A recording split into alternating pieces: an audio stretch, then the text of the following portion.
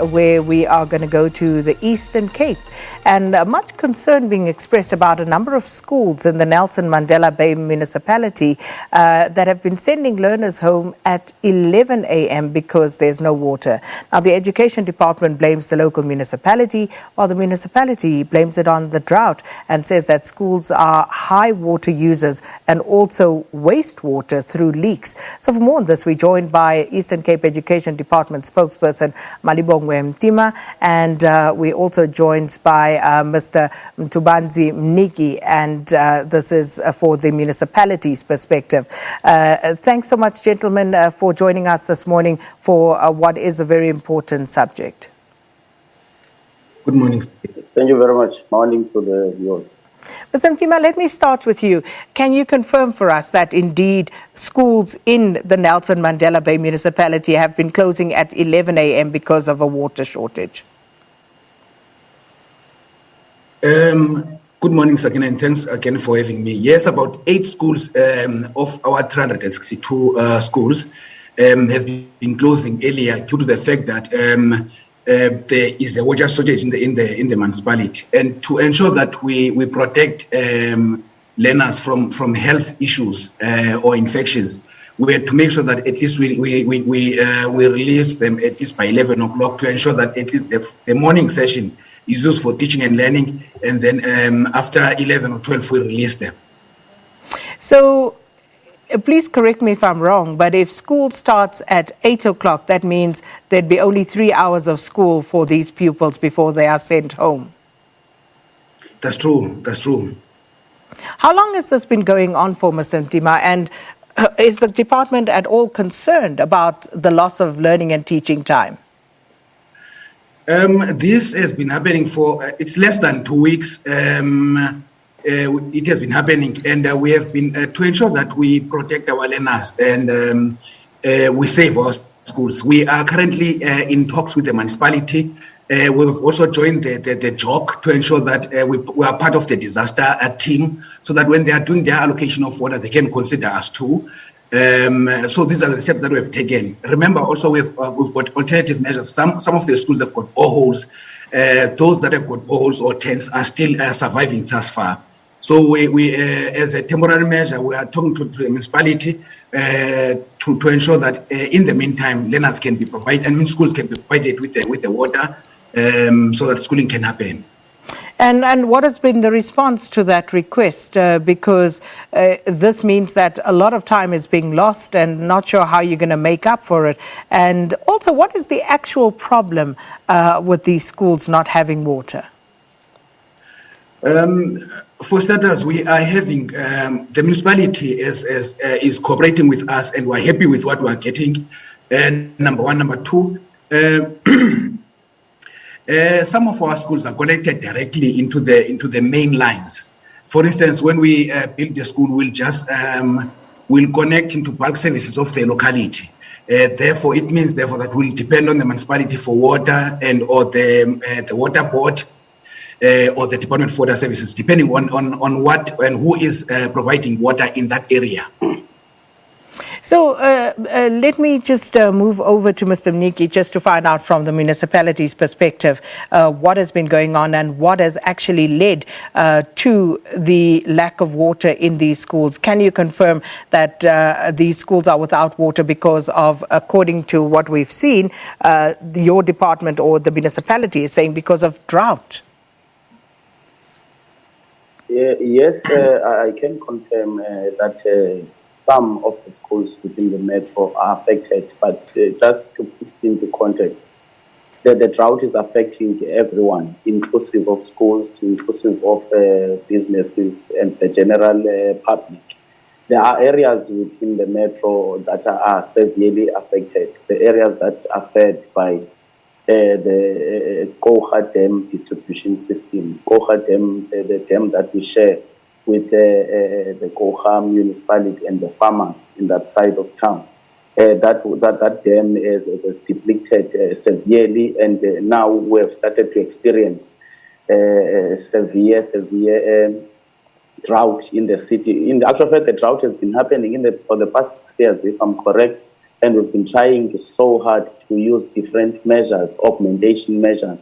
Schools have become victims of the drought that exists, as well as other areas, more especially areas like your Uitenhage, areas like your western areas of the Nelson Mandela Bay are severely affected.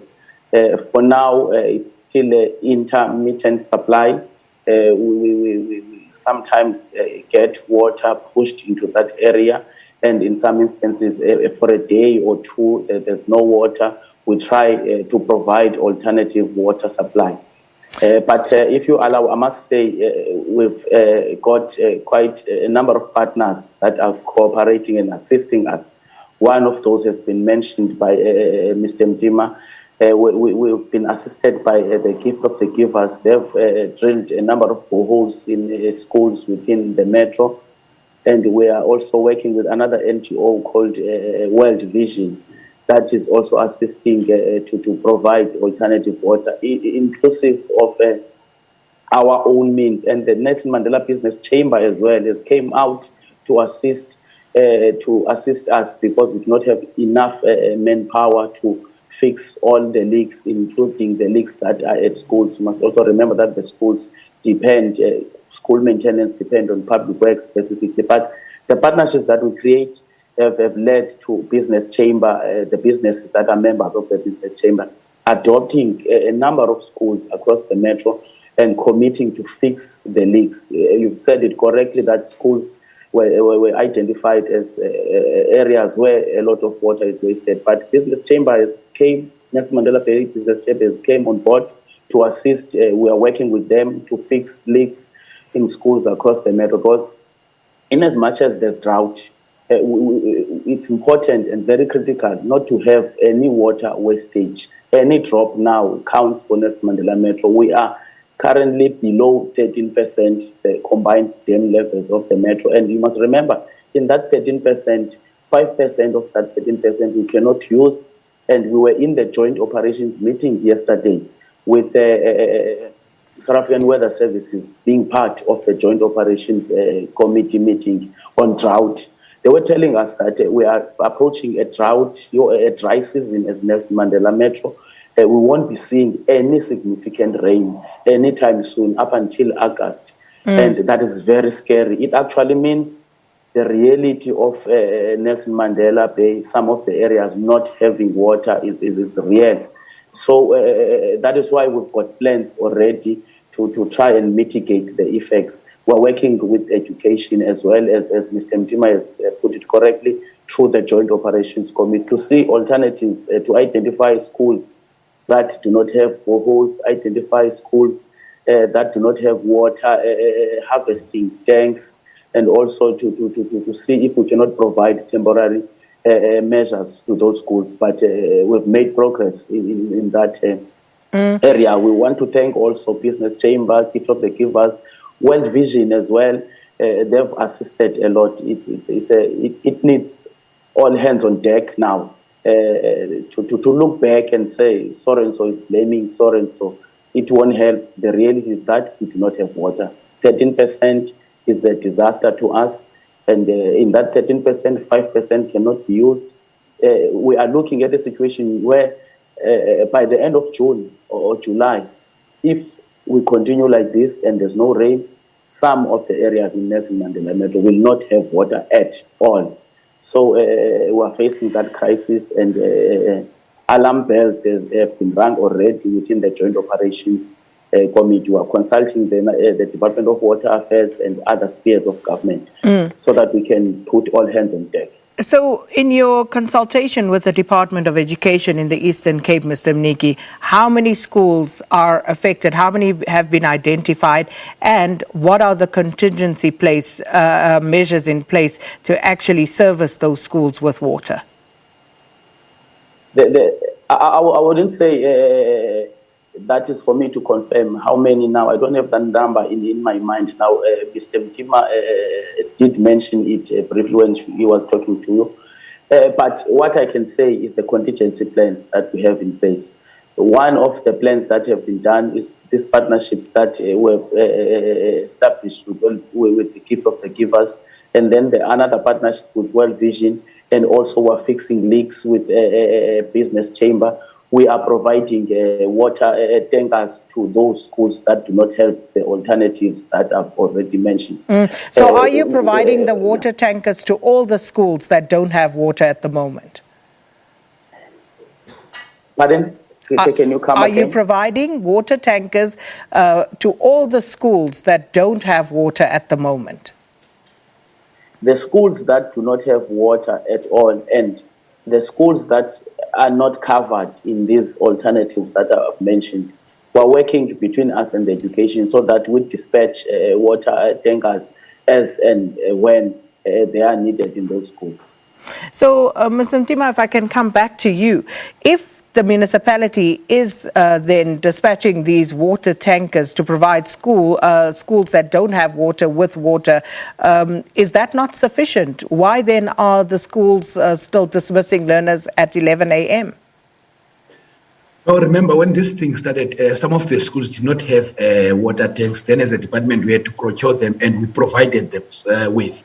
Hence, I was saying the time, I was giving that time because it's something that happened over the 2 weeks while the department was procuring. It was also forming part of the job to ensure that we have an understanding which schools should be getting water and at what time, so that at the end of the day, we are able to address the matter. Hence, I'm saying to you, of the 362 schools in the metro, only 8 schools, and we have been able to provide them with the necessary tanks so that they can get the water from the municipality. Also, like Mr. Mntima has said, we have also been part of the job to ensure that all these issues are addressed with all stakeholders, and alternative measures have also been brought forth, and we're happy with those because some of the schools didn't have water at all, but we've got boreholes like he was mentioning. We have also got alternative measures like tanks now to ensure that at least schooling happens, because for flushing purposes, remember, if learners continue to use them, you cannot have a same tank being utilized for both. So what we normally do is we fill the tanks. By that time, for instance, those are feeding the toilets. By that time, they are finished because they are main learners in our schools. But to ensure that this does not happen, like I said, we have joined the team or the job to ensure that we get the necessary support that is available from all the stakeholders that are assembled by the metro.